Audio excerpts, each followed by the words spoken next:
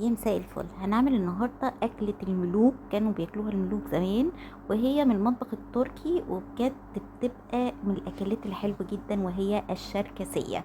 الشركسية النهارده طريقتها هي سهلة، فيها كام تركية كده مختلفة جديدة علينا. تعالوا بينا نشوف. هنجيب وok أو حلة ونحط فيها زيت وحتة معتبرة كده من الزبدة، وهننزل ب كام عود قرنفل وخمس فصوص من الحبهان، وهننزل كمان بفص من الثوم. تمام. وفص حبتين فصين مستكة، او لو ما عندكيش المستكة هتستغني عنها، مفيش مشاكل.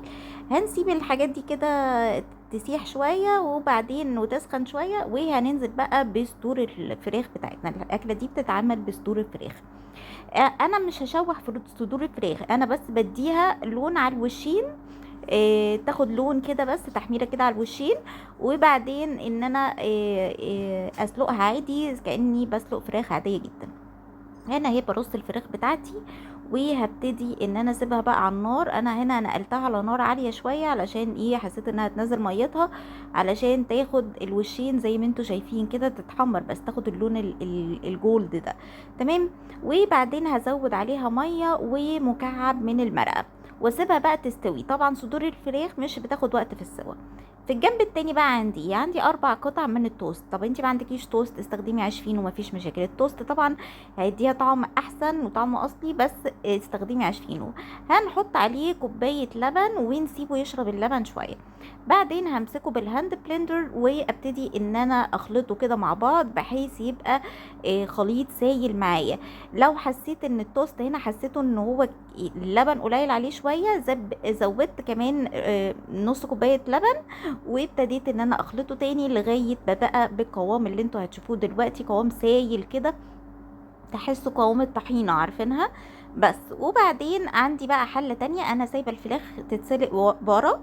عندي بقى حلة تانية حطيت فيها زيت وزبدة برضو، وزودت عليها بصلة كبيرة مفرومة وفصين من الثوم وكزبرة ناشفة. المفروض في المرحلة دي انا بحط اي مكسرات عندي احنا نحبها، نحط عين جمل، لوز، اي حاجة، بس انا ما عنديش مكسرات مش هقول لا.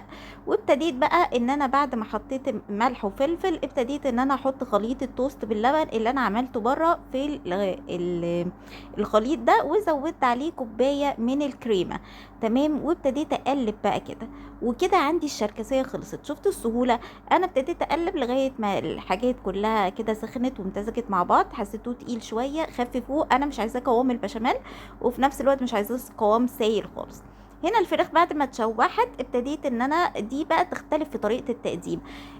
في ناس بيقدموها بكذا شكل، انا بحب اقدمها كده. ببتدي ان انا اقطع الفراخ اللي انا شوحتها كده او اتسلقت معايا بعد ما اتشوحت سلايسز، وابتدي بقى ان انا اقدمها مع الرز، واحط عليه الشركسيه بتاعتي، الصوص بتاعها على الفراخ. بتبقى يا جماعه رهيبه وخطيره بجد، هيحبوها جدا.